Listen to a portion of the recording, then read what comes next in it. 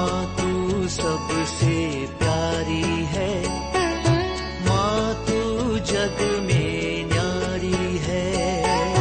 माँ तू सबसे प्यारी है, माँ तू जग में न्यारी है।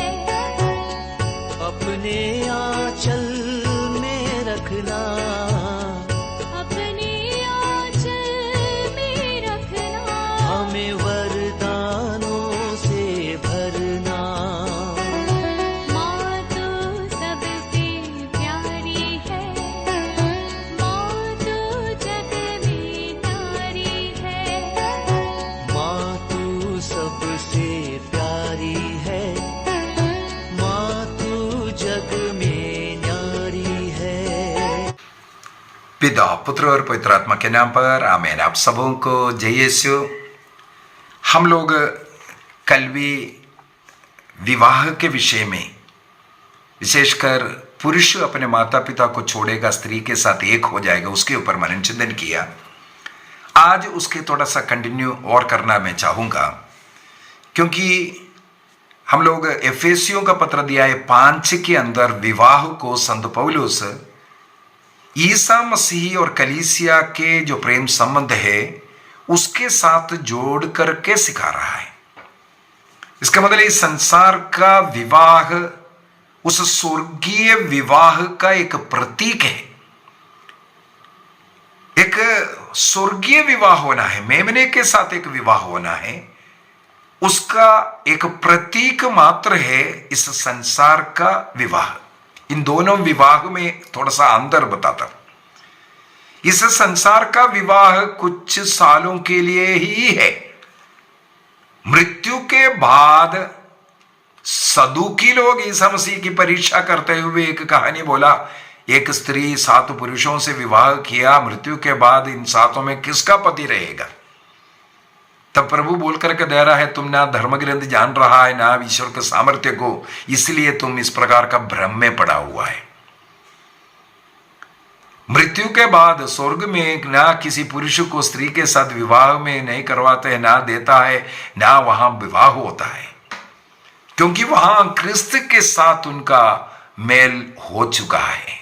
जो क्रिस्त के साथ एक हो गया, उस विवाह उत्सव के विषय में हम लोगों को रेवलेशन चैप्टर 19 के अंदर, प्रकाशना ग्रंथ अध्याय 19 के अंदर वाक्य 7 से आगे अगर हम पढ़ेंगे, वो वहां पर उस विवाहोत्सव के विषय में लिखा हुआ मिलेगा। इसका मतलब है स्वर्ग का वो विवाह अनंत जीवन के और अनंत काल तक है, उसके लिए एक लिमिट नहीं है।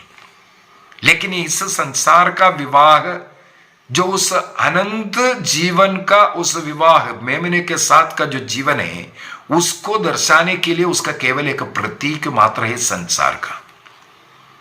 इसलिए संसार के इस विवाह को प्रभु ईसा मसीह और कलीसिया के बीच का उस प्रेम संबंध को दर्शाते हुए सिखाते हैं।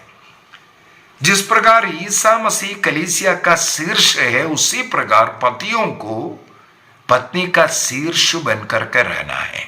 सिरदर्द नहीं, मुखिया बनकर के, उसका पालन पोषण करने वाला बनकर के, उसकी कमियों को अपने ऊपर उठा करके, जैसे ईसा मसीह अपना प्राण भी अर्पित कर उसे बचाया, उसी प्रकार का कार्य करने वाला, उसको खत्म करने वाले नहीं, उसकी आत्मा को बचाने का कार्य करने वाले।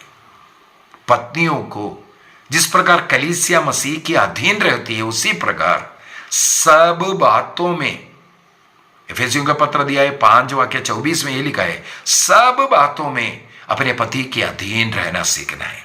इसलिए स्त्री और पुरुष का जो सृष्टि कर्म में थोड़ा सा फर्क है। कई लोग बोलेगा समत्व की बात करते हैं, बिल्कुल। जो इज्जत है, जो मान सम्मान है, पुरुष को स्त्री को बराबर मिलता है। लेकिन पुरुष का और स्त्री के शरीर की जो घटना, जो सृष्टि हुआ है, वो 2 प्रकार का हुआ है। स्त्री के हार्मोन पुरुष के शरीर में नहीं, पुरुष का हार्मोन स्त्री के शरीर में भी नहीं। पुरुष पुरुष बनकर के रहने के लिए पुरुषत्व का हार्मोन पुरुष में ईश्वर ने दिया, और स्त्री को स्त्री बनकर के रहने के लिए स्त्रीत्व का हार्मोन स्त्री के शरीर में दिया। इसलिए ना पुरुष को स्त्री के समान, ना स्त्री को पुरुष के समान रहना चाहिए। जिस प्रकार सृष्टि हुआ उसी के अनुसार रहने की जरूरत है। जैसे एफेसियों का पत्र दिया है 5 वाक्य 31-32 के अंदर, हम लोग 2-3 दिन से उसी के विषय में एक महान रहस्य बोल करके दिया। क्यों ये महान रहस्य?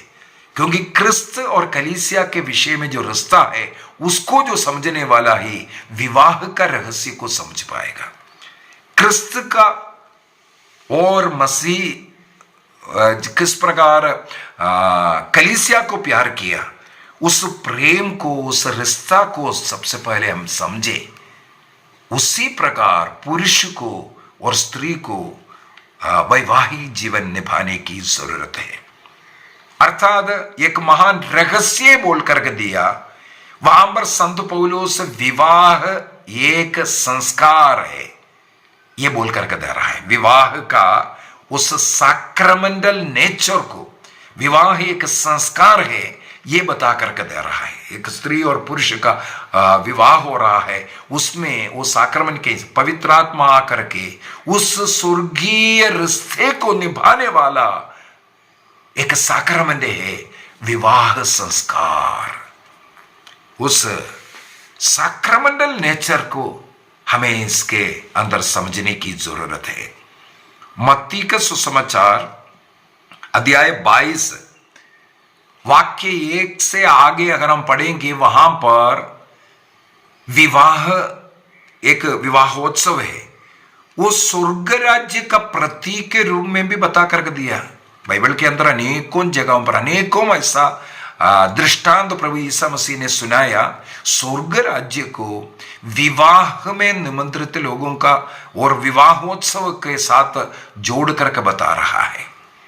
क्या कारण है? स्वर्ग में एक विवाहोत्सव होने वाला है मेमने के साथ। उसके साथ ईसा मसीह वहां हर जगह पर उसको जो मिला करके सिखा रहा है। कैथोलिक कलीसिया का धर्म शिक्षा ग्रंथ 1602 के अंदर एक क्रिस्तीय विवाह ईश्वर का प्रेम का चिन्ह, साइन ऑफ गॉड्स लव कहते हैं। क्रिस्तीय विवाह ईश्वर का प्रेम का चिन्ह है। इसका मतलब एक दूसरे को कितना अधिक प्रेम कर रहे हैं, प्रेम में वो एक बनना चाहिए। उस ईश्वर के साथ एक बनने का प्रतीक के रूप में यहां का विवाह को बता करके दे रहा है। दूसरा, कैटेकिज्म 1617 में 1617 के अंदर विवाह में जो पति पत्नी प्यार का जो जीवन जी रहा है, जो प्यार का रिश्ता जोड़ रहा है, वो सब एक झलक है, एक चिन्ह है, एक चित्र है। ईसा मसीह कलीसिया को कितना अधिक प्यार कर रहा है। मसीह कलीसिया के लिए, कलीसिया को बचाने के लिए क्रूस पर मर करके, उस क्रूस मृत्यु के द्वारा उनका कलीसिया को क्या बोलते हैं, ग्रहण किया, स्वीकार किया, उससे जोड़ा है। ये दर्शाने वाले एक चित्र है करके, एक living image of God's love ये कहते हैं। सबसे पहले क्या कहा था? वो एक चिन्ह है। अभी यहां पर बोल रहे हैं वो एक चित्र भी है। यहां परिवार को देखो, उस ईश्वरीय प्रेम का चित्र हम लोगों को देखने के लिए मिलेगा। कैटेकिज्म ऑफ कैथोलिक चर्च 1621 और 22 में मैं जाना चाहूंगा। यहां पर जो विवाह के समय पर कुछ लिटर्जी चल रहा है, जो लिटर्जी जो विवाह का जो चल रहा है, वो स्वर्गीय विवाह का, विवाहोत्सव का प्रतीक को दर्शाता है। इसका मतलब विवाह भाग करके यहां वहां जाकर के या कोर्ट कचहरी जाकर के नहीं, बल्कि चर्च में उस लिटर्जिकली विवाह होना है, क्योंकि वो प्रतीक स्वर्गीय विवाहोत्सव का प्रतीक वहां एनैक्ट किया जाता है। कुछ विवाह का थियोलॉजिकल एस्पेक्ट्स भी हम लोग उठा सकता है। कुछ ईश शास्त्र कैथोलिक कलीसिया का धर्म शिक्षा ग्रंथ 1131 1131 के अंदर इसके अंदर संस्कार है। उस संस्कार का एक नेचर, सैक्रमेंटल नेचर, स्त्री और पुरुष खड़े हैं, उनका विवाह को पुरोहित द्वारा करता हुआ केवल बाहरी कुछ चिन्ह है, लेकिन उसके द्वारा अनेकों इनविजिबल ग्रेसेस, उसी को तो सैक्रमेंट कहते हैं। ईश्वर का अनुग्रह आशीष उस परिवार में, उस प्रेम संबंध में, उस विवाह रिश्ता में बहता है, यह बताता है। भूमि में उसका चिन्ह है, स्वर्ग में उसका रियलिटी चल रहा है, और ईश्वर का उस प्रेम का एक चैनल हम कह सकते हैं, यह विवाह बन रहा है। इसके बाद विवाह में जो अनंत जीवन का एस्केटोलॉजी भी इसके अंदर एक एस्पेक्ट भी हम लोग ले सकते हैं। उसके अंदर क्या है, वो यहां पर एक टेम्पररी विवाह है, कुछ समय के लिए जो संसार में, लेकिन अनंत जीवन में मत्ती के सुसमाचार अध्याय 22 में हम लोग पढ़ते हैं, वहां पर कलीसिया मेमने के साथ जुड़े हुए जीवन, वो है एक्चुअली जो विवाह, जो अनंत जीवन का। इसका मतलब वो फ्यूचर में, भविष्य में पूरे होने वाला उस कार्य का एक प्रतीक मात्र है इस संसार में जो विवाह हो रहा है। एक प्रकार हम ये भी बोल सकता है, अनंत जीवन में उस मृत्यु के बाद हम प्रभु के साथ, ईश्वर के साथ जो होने वाला जो यूनियन है, उसको यहां पर दर्शा रहा है। जैसे मसीह ने कलीसिया के लिए अपने अर्पण करते हुए एक सैक्रिफिशियल लव को हम देख रहा है, विवाह में भी। मैंने एक क्लास हाल ही में ही लिया था, इसी के अंदर ही लिया था, विवाह एक बलिवेदी है, उसके अंदर इस के बारे में बोला। ये भी दिखा रहे विवाह में वो सैक्रिफिशियल नेचर भी हम लोग देख सकते हैं। जैसे मसीह कलीसिया के लिए क्रूस पर मर करके बचाया, उसी प्रकार वो हम यहाँ पर देख सकते हैं। अगला एक कम्युनियन भी, मिस्सा बलिदान में कम्युनियन का रहता है, एक होना, स्त्री पुरुष का विवाह के द्वारा एक दूसरे के लिए मरने के लिए भी तैयार हो रहा है। एक बन गए, एक शरीर, एक होकर यूनिटी, ये पवित्र तत्व के यूनिटी के समान स्त्री पुरुष का एक यूनिट, ये कभी भी अलग नहीं हो सकता।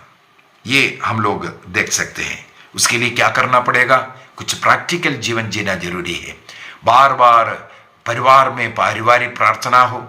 दूसरी बात, अपने जीवन साथी के लिए प्रभु को धन्यवाद देते हुए प्रार्थना करना, और परिवार मिलकर के पारिवारिक प्रार्थना, परिवार में जितने भी लोग हैं ये सब मिलकर के प्रार्थना करना, चर्च जाना। इस प्रकार का एक जीवन जब जिएंगे, सुख में दुख में हर समय एक दूसरे का साथ दे करके जब जीवन जिएंगे, यही जो स्वर्गीय विवाह का प्रतीक बन करके इस भूमि का, इस धरती का विवाह बन जाता है। आइए हम अपनी आंखें बंद करें, प्रभु को धन्यवाद दें।